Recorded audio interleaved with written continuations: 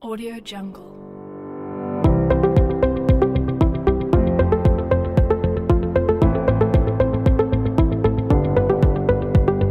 Audio Jungle.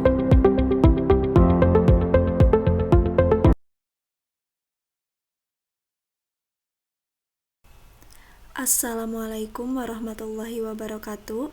Saya Nisa Nur Insani dari Program Studi Pendidikan Matematika akan mempresentasikan mengenai dasar pemrograman. Selanjutnya, pembahasan yang akan saya bahas di sini mengenai pertama, kasus-kasus pemrograman, kedua, paradigma pemrograman, ketiga, sejarah bahasa pemrograman, keempat, notasi algoritma, dan terakhir, tipe dasar dan operasinya. Nah, di sini sebelum kita membahas inti dari pembahasan materi ini, kita harus tahu terlebih dahulu apa itu program atau pemrograman. Di sini, definisi dari pemrograman adalah kumpulan instruksi-instruksi tersendiri yang biasanya disebut source code yang dibuat oleh programmer atau pembuat program. Jadi, maksud dari pengertian tersebut bahwa pemrograman adalah kumpulan dari kode-kode instruksi dari bahasa pemrograman yang ditulis oleh programmer yang kemudian diuji dan dikembangkan menjadi sebuah program. Sedangkan program di sini merupakan suatu hasil dari menulis kode-kode perintah di mana di dalamnya terdapat instruksi-instruksi dari bahasa pemrograman yang dibuat oleh programmer dalam bentuk produk, aplikasi atau software untuk mempermudah pekerjaan para pengguna. Sehingga dapat disimpulkan bahwa program itu merupakan realisasi dari algoritma dan juga dapat dirumuskan program itu sama dengan algoritma ditambah bahasa pemrograman. Adapun di sini istilah-istilah dalam pemrograman. Yang pertama, program berisi urutan langkah-langkah penyelesaian masalah. Program ini ditulis dengan menggunakan bahasa pemrograman. Kedua, pemrogram atau programmer. Itu merupakan orang yang membuat program. Terakhir, pemrograman adalah kegiatan merancang dan menulis program. Kemudian, di sini belajar memprogram itu bukan sama dengan belajar bahasa pemrograman, karena dua hal tersebut merupakan dua hal yang berbeda. Perbedaannya itu, belajar memprogram merupakan belajar metode pemecahan masalah yang kemudian dituangkan dalam suatu notasi tertentu yang mudah dibaca dan dipahami. Sedangkan belajar bahasa pemrograman adalah belajar memakai suatu bahasa, tata bahasanya, dan instruksi-instruksinya yang kemudian dibuatkan program yang ditulis dalam bahasa itu saja.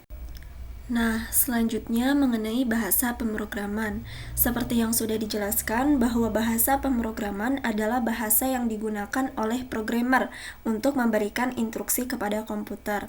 Adapun jenis-jenis bahasa pemrograman, yang pertama berdasarkan aplikasi kegunaannya. Bahasa pemrograman dibagi menjadi dua. Pertama, bahasa pemrograman bertujuan khusus. Contohnya, ada COBOL yang digunakan untuk terapan bisnis dan administrasi. Kedua, Fortran digunakan untuk aplikasi komputasi ilmiah. Ketiga, Prolog digunakan untuk aplikasi kecerdasan buatan. Dan yang terakhir, bahasa assembly digunakan untuk aplikasi pemrograman mesin. Selanjutnya, yang kedua ini ada bahasa pemrograman bertujuan umum. Nah, bahasa pemrograman yang bertujuan umum ini dapat digunakan untuk berbagai aplikasi. Contohnya ada Pascal, Basic, C, dan C++. Nah, tadi kan dikatakan bahwa bahasa pemrograman bertujuan umum itu dapat digunakan untuk berbagai aplikasi. Bukan berarti bahasa pemrograman bertujuan khusus tidak dapat digunakan untuk berbagai aplikasi.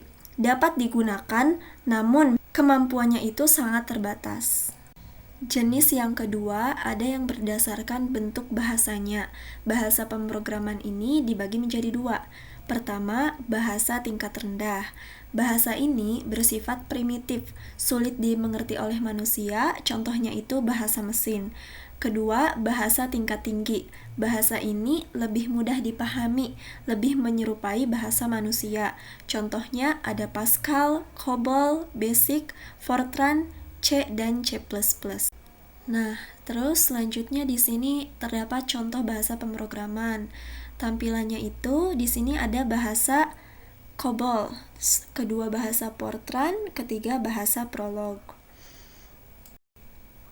Selanjutnya ada contoh dari bahasa assembly, Pascal, dan C++.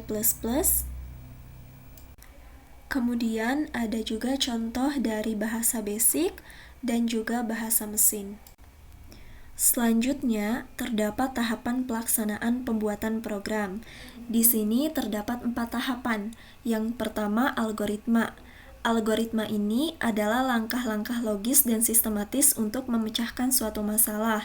Nah, jadi pada tahapan yang pertama ini, setelah kita menentukan ide dan mendefinisikan masalah, tentunya kita harus menemukan solusi dari masalah tersebut.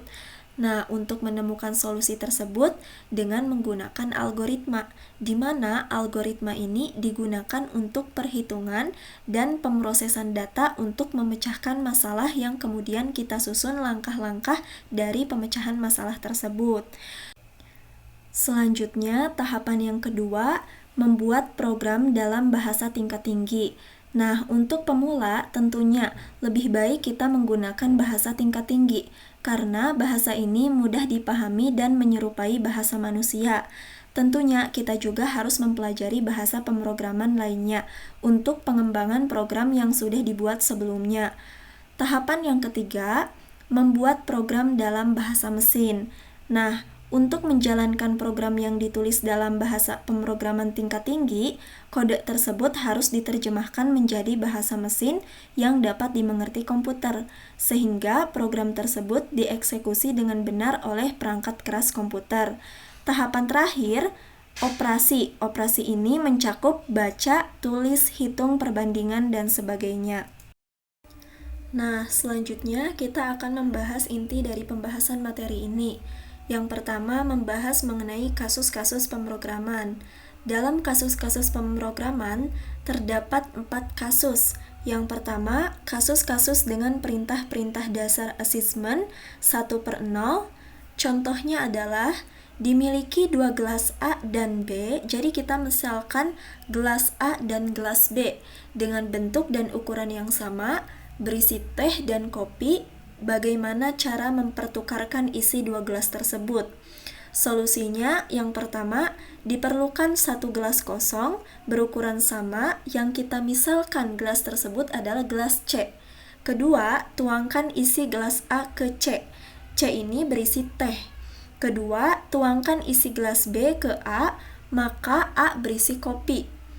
Terakhir, tuangkan isi gelas C ke B, maka B berisi teh. Kasus kedua, kasus percabangan. Contohnya adalah menentukan mahasiswa yang tertinggi dari 2 orang mahasiswa A dan B tanpa menggunakan pengukuran. Solusinya, kedua mahasiswa diminta berdiri pada lantai yang datar. Kedua, dilihat posisi kedua mahasiswa. Jika A lebih tinggi, maka A adalah mahasiswa tertinggi. Jika tidak, maka B yang tertinggi. Nah, contohnya itu misalnya di kelas matematika ada Nisa dan Rizka. Nah, kita pengen tahu Nisa dan Rizka itu lebih tinggi siapa? Ketika kita disandingkan dalam lantai yang datar, ternyata yang lebih tinggi itu adalah Rizka. Maka antara Nisa dan Rizka, yang tinggi badannya lebih tinggi adalah Rizka. Selanjutnya, kasus yang ketiga, yaitu kasus perulangan. Contohnya, mencari kupon undian yang bernama Budi dari 1000 kupon. Solusinya, yang pertama, ambil sebuah kupon, lalu baca nama yang tertulis apakah Budi ataukah tidak. Ketiga, ulangi langkah A dan B sampai ketemu kupon dengan nama Budi atau kupon telah habis, atau sampai kupon ke 1000. Jadi, dalam kasus ini, kita menggunakan kasus perulangan di mana diulangi lagi langkah A ketika mengambil kupon sampai ketemunya nama Budi. Lalu, kasus yang keempat kasus percabangan dan perulangan. Contohnya, mencari rute terpendek dari kota A ke kota G dengan asumsi kita tidak memiliki peta, hanya tahu jarak dari satu kota ke kota lainnya. Solusinya yang pertama, mulai dari kota A. Kedua, coba buat rute sembarang ke kota lainnya sampai berakhir ke G. Jika tidak berhasil, ulangi langkah A. Jika berhasil, hitung total jaraknya. Yang ketiga, ulangi langkah A dan B sampai tidak ada rute yang sama terulang.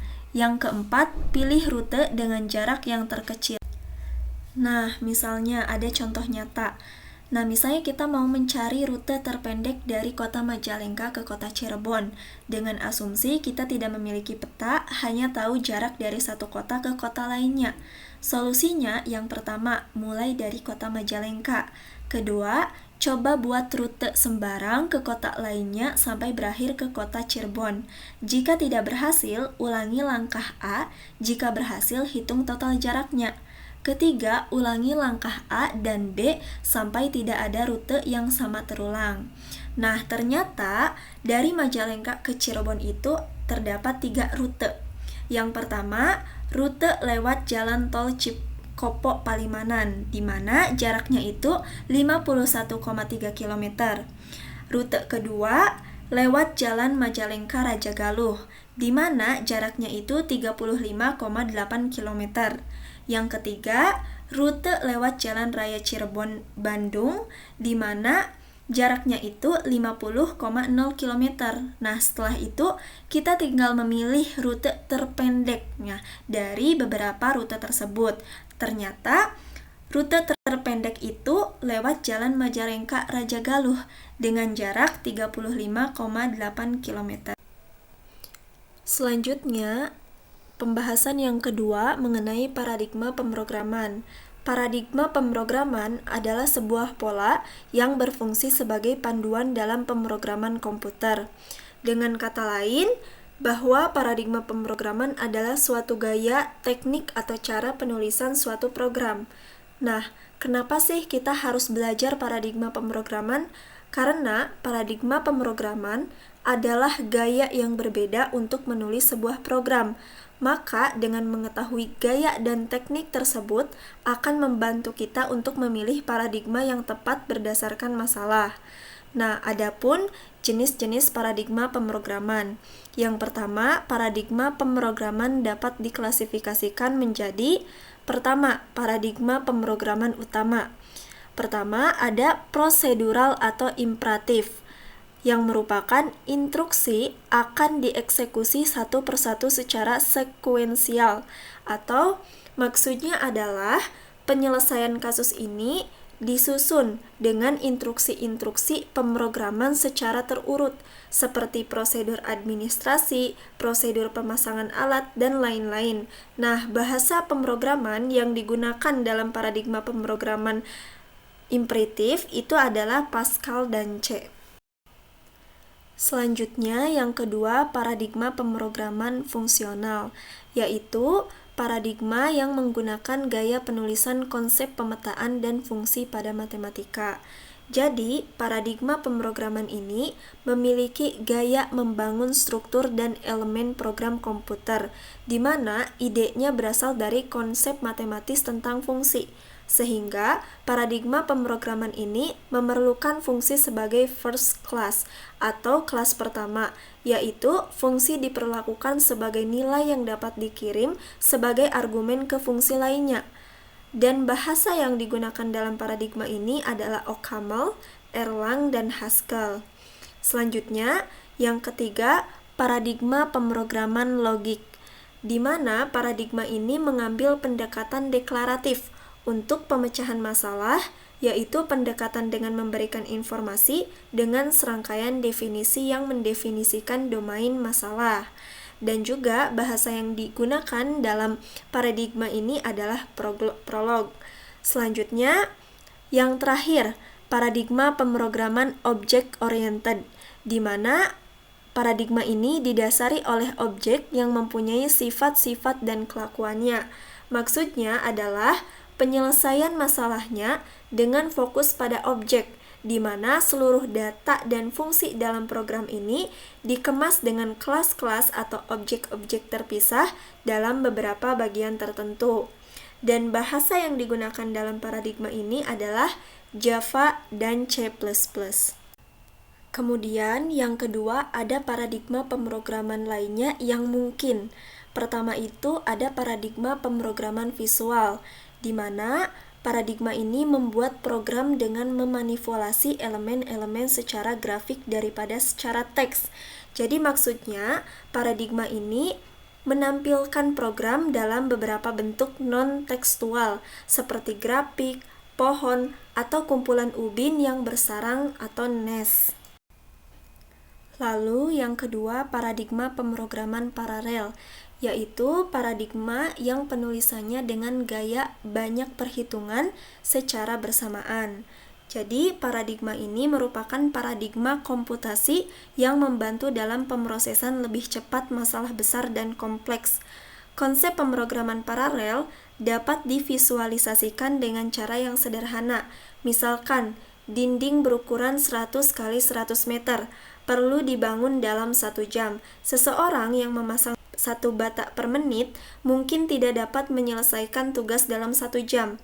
Tetapi 100 orang yang melakukan tugas yang sama sejajar dengan orang tersebut dengan menantang akan menyelesaikan tugas dalam waktu yang ditentukan. Kemudian terakhir paradigma pemrograman constraint based, yaitu paradigma pemrograman yang penulisannya dengan gaya relasi antar variabel dinyatakan dalam bentuk constraint. Adapun contoh-contoh dari paradigma pemrograman. Contoh pertama dari paradigma imperatif, pencarian nilai terbesar antara A, B, dan C. Langkah-langkahnya, yang pertama, asumsikan nilai terbesar atau maksimum adalah A. Kedua, bandingkan maksimum dengan B. Jika B lebih besar dari maksimum, maka nilai maksimum sama dengan B. Ketiga, bandingkan maksimum dengan C. Jika C lebih besar daripada maksimum, maka nilai maksimum sama dengan C. Dan yang terakhir, tampilkan maksimum. Selanjutnya, ada contoh dari paradigma fungsional, di mana perhitungan Fibonacci dengan Erlang. Nah, dapat dilihat tampilannya contoh dari paradigma fungsional. Selanjutnya, contoh yang ketiga dari paradigma logik, pendefinisian hubungan keluarga dengan pemanfaatannya. Langkah-langkahnya, yang pertama didefinisikan sebagai relasi ayah A, B atau A ayah B. Kedua, didefinisikan relasi ayah A, C. Ketiga, didefinisikan relasi ayah D, A. Keempat, didefinisikan relasi kakek X, Z jika ayah X, Y dan ayah Y, Z. Dan yang terakhir, dapat disimpulkan bahwa D, kakek B, dan C. Selanjutnya, contoh yang keempat dari paradigma object oriented, pembuatan kalkulator sederhana. Langkah-langkah yang pertama adalah didefinisikan objek kotak input dengan operator utama yaitu display kotak, clear kotak, dan get input. Langkah kedua didefinisikan objek kali dengan operator utama yaitu hitung kali. Langkah ketiga didefinisikan objek jumlah dengan operator utama hitung jumlah. Langkah keempat didefinisikan objek bagi dengan operator utama yaitu hitung bagi. Selanjutnya, pembahasan yang ketiga mengenai sejarah bahasa pemrograman. Jadi, sejarah bahasa pemrograman ini tercipta beriringan dengan terciptanya sejarah mesin dan komputer. Nah, berikut terdapat beberapa perkembangan bahasa pemrograman ditinjau dari sisi paradigma dan fokus atau pembaharuan yang dilakukan pada periode waktu tersebut, menurut Denis Sureau. Pertama, pada tahun 40-an, bahasa pertama yaitu ENIAC Coding System, ARC Assembly. Bahasa pada tahun 50-an yang tercipta yaitu Autocode dan IPL atau Information Processing Language. Yang ketiga, tahun 60-an, bahasa LISP atau List Processing dan COBOL Common Business Oriented Language. Yang keempat, pada tahun 70-an, bahasa Pascal dan C. Yang kelima, tahun 80-an, bahasa C++ dan objek Pascal. Yang keenam, tahun 90-an dan 2000-an, yaitu ada bahasa pemrograman Java, Python, Visual Basic, Borland DLP, PHP, JavaScript, dan C Pagar. Dan terakhir pada tahun 2010-an ada bahasa pemrograman C++ 11, Go, dan Rust. Selanjutnya, pembahasan yang keempat mengenai notasi logaritma. Notasi logaritma ini merupakan suatu prosedur untuk memecahkan atau memahami atau menyelesaikan masalah. Dalam konteks pemrograman komputer, suatu algoritma didefinisikan sebagai sekumpulan operasi yang tertata rapi, tidak ambigu, dan efektif secara komputasi, sehingga ketika algoritma dijalankan, mampu mendapatkan hasil dalam jumlah waktu yang terbatas. Nah, contoh dari notasi logaritma salah satunya prosedur pembuatan mie instan misalnya. Nah, kan di situ terdapat langkah-langkah seperti langkah pertama, menyiapkan air, lalu rebus hingga mendidih, masukkan mie, lalu siapkan bumbu, dan setelah mie-nya matang dimasukkan ke dalam bumbu tersebut. Nah, itu merupakan salah satu dari notasi logaritma. Nah, adapun bentuk penyajian untuk algoritma dibagi menjadi 3 bentuk penyajian, yaitu pertama, algoritma dengan struktur bahasa Indonesia. Nah, algoritma dengan struktur bahasa Indonesia itu tidak menggunakan simbol atau sintaks dari suatu bahasa pemrograman, tidak tergantung pada suatu bahasa pemrograman, notasi-notasinya dapat digunakan untuk seluruh bahasa manapun. Contohnya, menghitung rata-rata 3 buah data. Nah, algoritma dengan struktur bahasa Indonesia ini, langkah-langkahnya yang pertama, baca bilangan A, B, C. Kedua, jumlahkan ketiga bilangan tersebut dengan 3. Ketiga, tulis hasilnya. Adapun algoritma yang kedua yaitu dengan struktur pseudokode. Nah, algoritma ini merupakan algoritma yang menggunakan kode yang mirip dengan kode pemrograman yang sebenarnya, yang lebih rinci dari English atau Indonesia struktur. Nah, contohnya juga sama dengan algoritma yang pertama. Nah, contohnya itu menghitung rata-rata 3 buah data. Di sini, langkah-langkahnya itu yang pertama, input A, B, C. Kedua, jumlah sama dengan A ditambah B ditambah C. Ketiga, rerata sama dengan jumlah per 3. Keempat, output atau rerata. Nah, selanjutnya algoritma yang ketiga itu algoritma dengan struktur flowchart. Nah, algoritma ini merupakan penggambaran secara grafik dari langkah-langkah dan urutan-urutan prosedur dari suatu program. Kegunaan dari algoritma ini yaitu untuk mendesain program dan mempresentasikan program. Nah, adapun 3 komponen utama penyusunan sebuah program, yaitu pertama, judul. Judul ini diawali dengan kata program, dilanjutkan dengan nama program atau function atau prosedur. Yang kedua, ada kamus, berisi pendefinisian tipe, konstanta, variabel, fungsi, dan prosedur. Terakhir, ketiga, ada algoritma. Algoritma ini berisi instruksi-instruksi algoritma untuk menyelesaikan suatu masalah. Selanjutnya, pembahasan yang kelima mengenai tipe dasar dan operasinya. Jadi, dalam notasi algoritma terdapat kamus. Kamus ini mencakup operasi-operasi pada tipe-tipe dasar. Nah, di bawah ini ada beberapa tipe dasar yang siap digunakan memiliki beberapa operasi yang wajib diketahui. Pertama, tipe real. Tipe ini digunakan bila datanya berupa bilangan desimal, seperti nilai rata-rata, data pengukuran, dan lain-lain. Nah, berikut contohnya ditampilkan dalam layar. Yang kedua, ada tipe integer. Tipe ini digunakan bila datanya berupa bilangan bulat, seperti jumlah orang, jumlah benda, mata uang, dan lain-lain. Nah, disertakan juga contohnya di layar. Yang ketiga, ada tipe karakter. Tipe ini digunakan bila datanya hanya terdiri dari satu karakter, seperti jenis kelamin, laki-laki atau perempuan, dan jawabannya multiple choice, dan lain-lain. Nah, disertakan juga contohnya. Yang keempat, ada tipe string. Tipe ini dapat disebut juga dengan kumpulan karakter, digunakan bila datanya terdiri dari banyak karakter, seperti nama, alamat, dan lain-lain. Disertakan juga contohnya dapat dilihat di layar ini. Selanjutnya, tipe yang kelima ada tipe boolean. Di sini, tipe ini digunakan bila datanya bernilai true atau false. Misalnya, dalam pencarian data didefinisikan variabel font bertipe boolean. Nah, disertakan juga contohnya di sini.